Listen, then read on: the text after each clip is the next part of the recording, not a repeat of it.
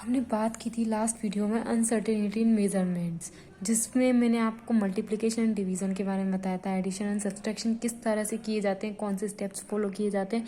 इसे previous video में मैंने आपको बताया। एक्चुअली में प्रीवियस नहीं, इसके बाद वाली जो वीडियो जिसमें मैंने यहाँ तक समझा दिया है, उसके बाद में इन क्वेश्चंस को किस तरह सॉल्व किया जाता है प्रॉपरली एक फॉर्मूले के बेस में, फॉर्मूलाज के बेस में मैंने अलग से आपके लिए वीडियो बनाकर डाली है। आप उसे देखना, उससे अच्छे से समझ आएगा। अब बात करते हैं नेक्स्ट significant figures। ठीक है, every experimental measurement has some amount of uncertainty associated with it।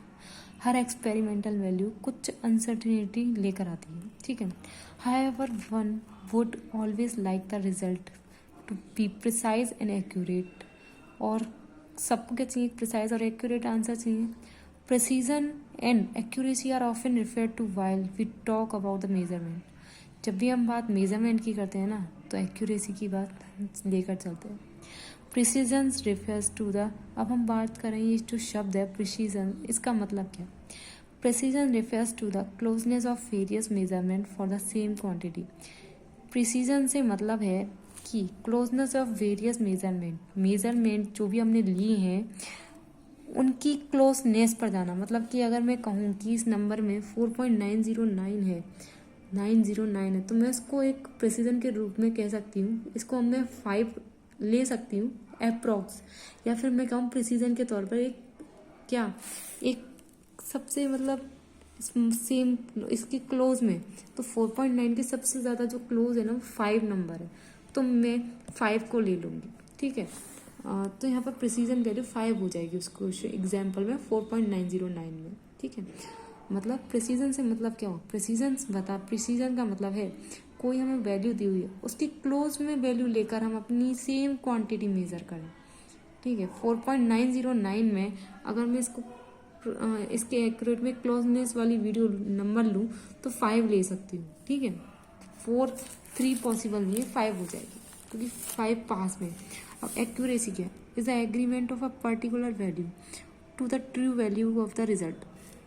Accuracy का मतलब है ट्रू वैल्यू, जो हमारी आई है वैल्यू वही हमारी क्या है, एक एक्यूरेसी वैल्यू। अब चाहे उसमें कम हो ज़्यादा हो जैसी है, लेकिन वो एक्यूरेट वैल्यू है।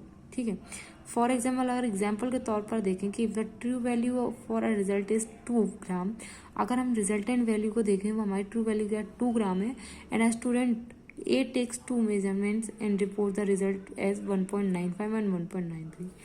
और एक जो स्टूडेंट ए है उसने 2 मेजरमेंट लिए, जिसका उसका रिजल्ट जो है ना 1.95 आ रहा है और एक का आ रहा है 1.93। These values are precise as they are close to each other but are not accurate. ये दोनों वैल्यूज एक दूसरे के पास तो हैं लेकिन एक्यूरेट नहीं है। Another student repeat the experiment and obtains 1.94 gram and 2.05 gram as a result for 2 measurements. और दूसरे स्टूडेंट ने क्या किया, सेम ही एक्सपेरिमेंट रिपीट किया और उसकी वैल्यूज ये आ रही हैं, और इनकी वैल्यूज में प्रिसीजन नहीं है, मतलब नियरनेस नहीं है, क्लोजनेस नहीं है। When a third student repeats these measurement and reports 2.09, और तीसरे स्टूडेंट ने सेम एक्सपेरिमेंट किया तो उसे ये वैल्यूज मिली। These values are both precise and accurate, और ये दोनों वैल्यूज पास भी थी और क्या थी, एक्यूरेट भी थी। This can be more clearly understood from the data given in table 1.5।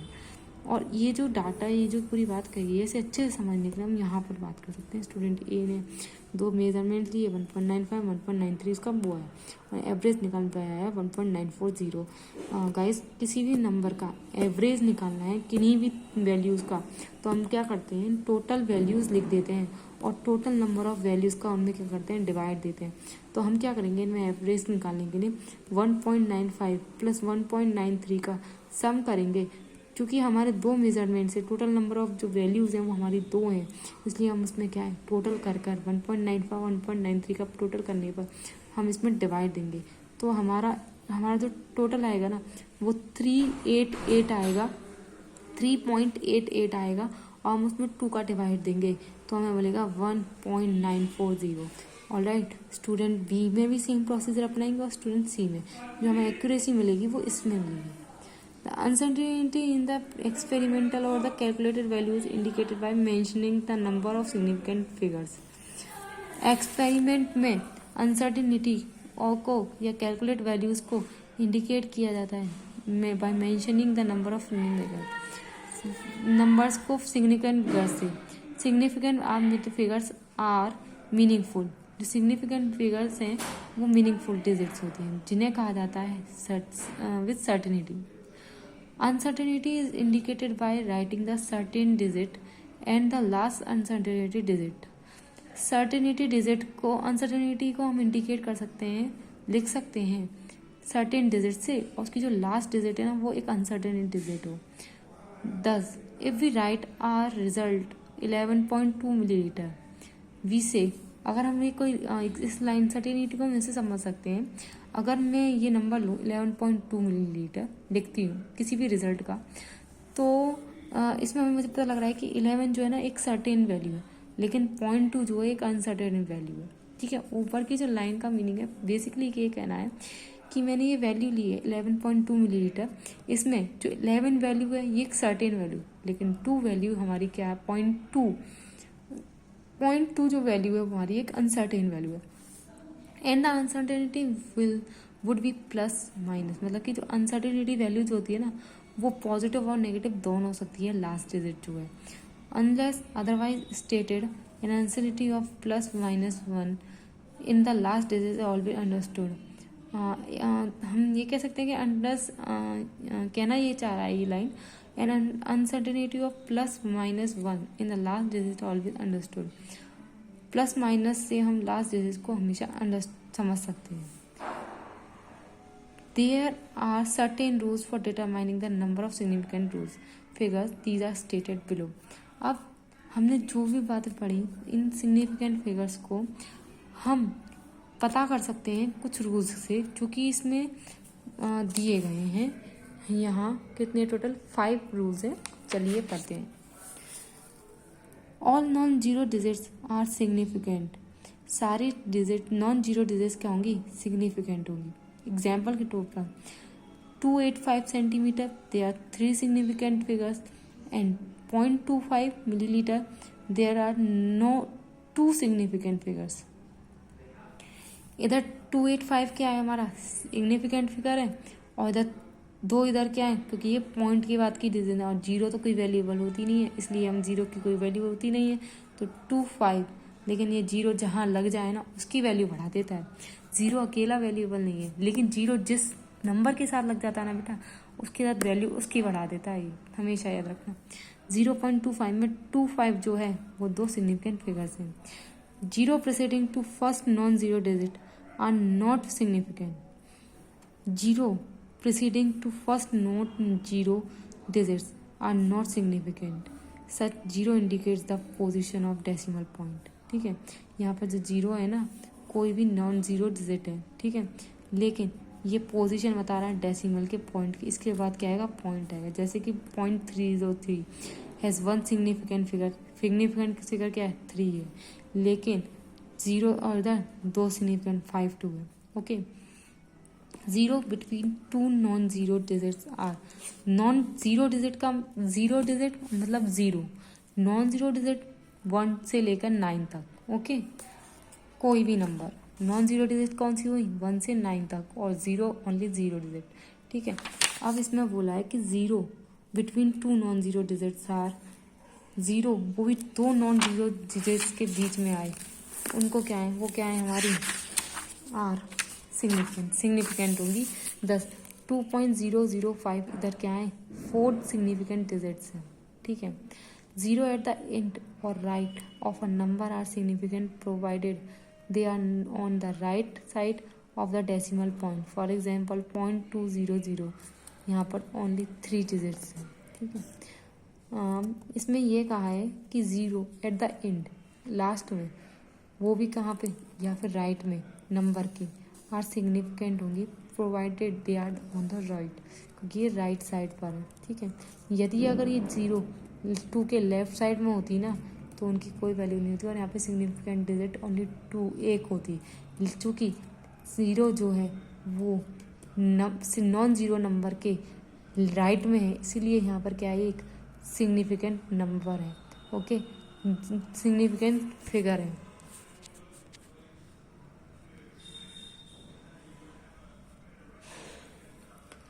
But if otherwise the terminal zero are not significant, अगर हमारी टर्मिनल जीरो क्या है, सिग्निफिकेंट नहीं है, if there is no decimal point, और कोई भी डेसिमल पॉइंट नहीं है। For example 100 has only one significant figure, 100 क्या एक सिग्निफिकेंट फिगर होगी, लेकिन 100 हैज़ 3 सिग्निफिकेंट फिगर, मतलब 100 की सिर्फ एक सिग्निफिकेंट फिगर है, लेकिन बट 100 हैज़ 3 सिग्निफिकेंट फिगर्स, मतलब कि हाँ, इसमें कहना चाहे 100 यहाँ पर सिर्फ एक सिग्निफिकेंट नंबर है इधर, लेकिन 100 पॉइंट डेसिमल है, इसीलिए यहाँ पर क्या है, ये इसकी 3 सिग्निफिकेंट फिगर्स हैं।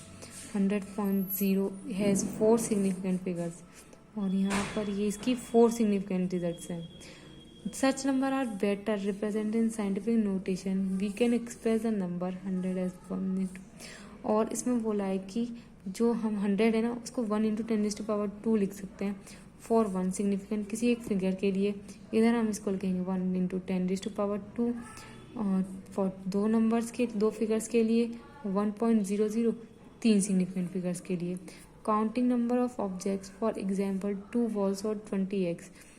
काउंटिंग नंबर में देखा जाए तो ऑब्जेक्ट्स को काउंट करने में ऑब्जेक्ट्स को, तो 2 बॉल और 20 अंडे, 2 बॉल कह लो या 20 अंडे कह लो, have infinite significant figures as these are exact number and can be represented by writing infinite numbers of zeros.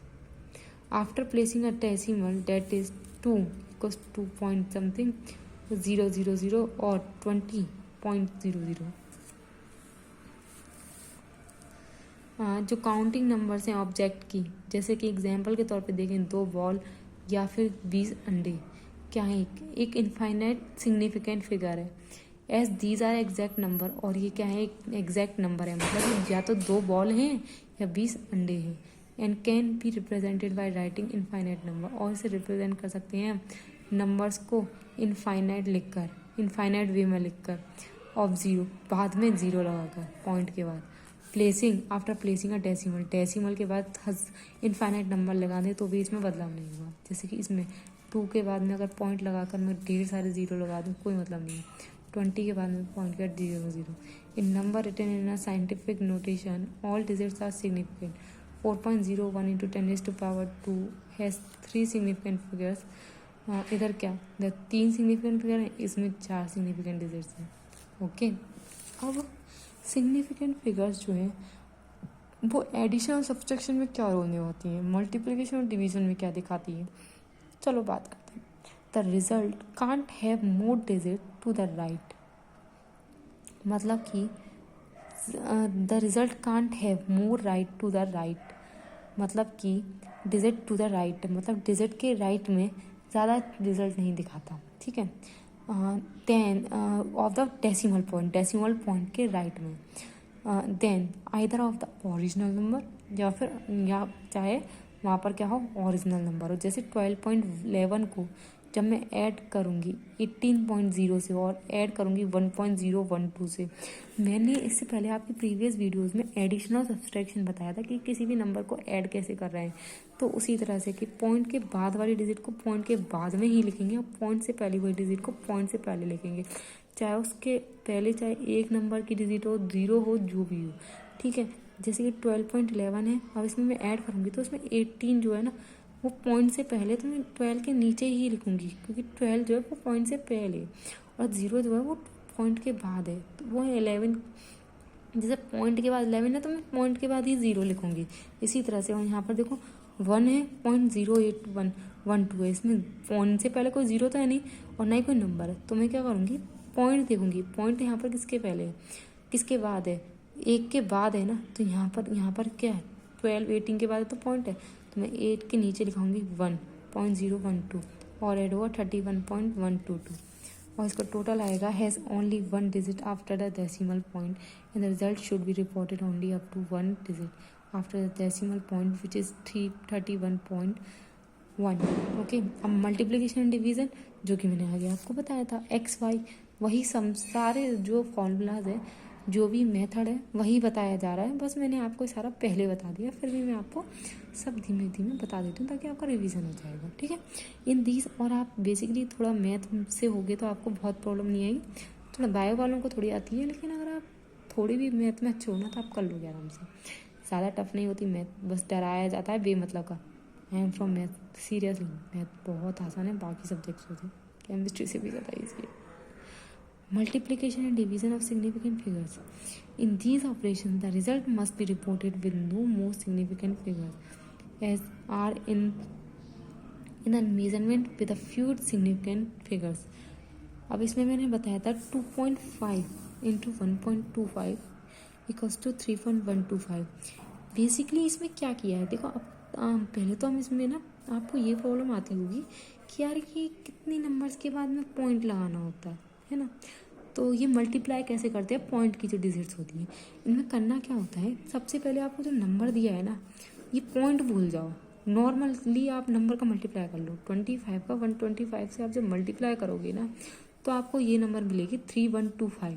ठीक है, अब यहाँ देख लो कि पॉइंट के बाद कितनी डिजिट्स आ रही हैं, यहाँ पे 1 पॉइंट के बाद 1 और यहाँ पॉइंट के बाद 2, तो टोटल डिजिट कितनी हो गई पॉइंट के बाद 3 डिजिट्स हो गई।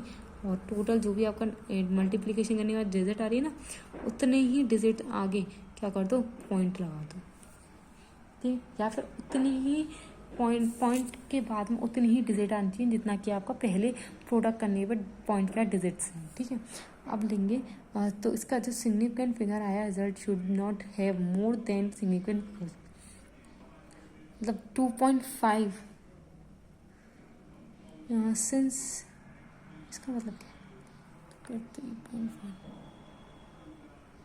It is 3.1 thus it is 3.1। हाँ, यहाँ पर जो है दो significance while limiting the result of the required number of significant as done in the above mathematical operation, one has to keep in mind the following points for reducing rounding of the numbers. हमारी mathematical operations को to keep in mind, कुछ results को हम required होती है हम उनमें limits का यूज़ करें। Limiting the result to the required number of significant figures as done in the above mathematical operations ऊपर की गई है। One has to keep mind, अपने जो मैथमेटिकल ऑपरेशन लगाते वक्त हमको ध्यान रखना होता है। कुछ 3 पॉइंट्स हैं जिसके बारे में आपको पता होना चाहिए। चलो पढ़ते हैं। Right most digit to be removed is more than 5। अगर कोई डिजिट 5 से ज़्यादा है पॉइंट के बाद तो उसे रिमूव कर दो। जैसे कि the preceding number is increased by 1, for example 1.386, मतलब कि 1.3 के बाद में जो 8 है ना वो क्या है हमारा 5 से बड़ा है, तो हम इसमें क्या करेंगे, इसको हम 9 लिख सकते हैं डिजिट में और हम 6 को रिमूव कर सकते हैं। और जैसे कि मैंने बोला यहाँ पर 4.909 को मैंने 5 बोल दिया था, क्यों, क्योंकि पॉइंट के बाद जो डिजिट्स है ना वो 5 से हमारी क्या बड़ी है, तो हम इसको रिमूव कर सकते हैं और यहाँ पर डायरेक्ट लिख सकते हैं 5 और हम नेक्स्ट उस पर पहुँच जाएंगे नंबर पर। ऑलराइट, ऐसा ही यहाँ की। If the right most digit to be removed is left than 5 means the preceding number is not change. मतलब अगर डेसिमल के बाद में नंबर 5 से छोटी है तो हम ऐसा नहीं कर सकते, ये इसका क्या है अपोजिट है। अगर पॉइंट के बाद डेसिमल के बाद में हमारी क्या है 5 से बड़ी डिजिट है तो हम उसको रिमूव कर देंगे और वहाँ पर चेंजेस ला देंगे, मतलब उस नंबर की जगह हम क्या है उसे रिमूव करके बड़े नंबर पे पहुँच जाएंगे। जैसे वहाँ पर क्या था एक नंबर बढ़ जाएंगे। ठीक है, जैसे 1.39 कर दिया था 38 को और 6 को रिमूव कर दिया, लेकिन यहाँ पर ऐसा नहीं कर सकते क्योंकि पॉइंट के बाद 5 से छोटी डिजिट है। If the right most digit to be removed is then the preceding number is not change. If it is an even number but it is increased by 1 if it is an odd number. For example, if 6.35 to be rounded for removing 5 while have to increase 3 to 4, leaving 6.4 as a result. However, if 6.25 is to be rounded of the 6.2, इसमें ये बताया है, ये दोनों points को मिलाकर ये बताया है कि इसमें जो 6.35 है इसमें 5 हमारा जो है 5 नंबर है तो हम इसको रिमूव करके हम 6.4 लिख सकते हैं। दूसरी ओर हमने किया कि अगर 6.25 को हम 6.2 भी रख सकते हैं। ठीक है, decimal analysis, dimensional analysis. Often while calculating there is the need convert units from one system to another. अब डायमेंशनल एनालिसिस है क्या? वाइल कैलकुलेशन करते वक्त there is need convert units from one system to another. जब हम calculation करते हैं ना लेबोरेटरी में, तो हमें जो है ना यूनिट्स को बदलने की रिक्वायरमेंट होती है। This method use to accomplish this is called factor level method या यूनिट फैक्टर मेथड कहलाता है, या फिर डायमेंशनल एनालिसिस कहलाती है। मतलब क्या, हम जब लेबोरेटरी में वर्क करते हैं ना, तो हमें कई सारे यूनिट्स को बदलना होता है। जैसे स्टार्टिंग में हमने जब पहले वॉल्यूम की बात करी थी, तो अब उसमें क्या किया था, 1 डेसीमीटर क्यूब हमारा 1000 सेंटीमीटर क्यूब के बराबर होता है। तो हमें उसको चेंज करना पड़ता है। जो लीटर है वो लिक्विड के लिए होता है, वो बाकी के तरह के सॉलिड सब्सटेंसेस के लिए नहीं था। तो उसमें मास के जो वॉल्यूम हम कैसे मेज़र करेंगे, तो इसलिए हमें यूनिट में चेंज करना पड़ेगा। वैसे ही यहाँ पर है। तो इस मेथड को हम फैक्टर लेवल मेथड भी कह देते हैं, यूनिट फैक्टर मेथड भी कहते हैं, और डायमेंशनल फैक्टर एनालिसिस भी कहते हैं। एग्जाम्पल के तौर पर हम आगे बात करेंगे इसके एग्जाम्पल्स के बारे में, क्योंकि 2-3 है और इतना बड़ा वीडियो बन नहीं पाएंगे।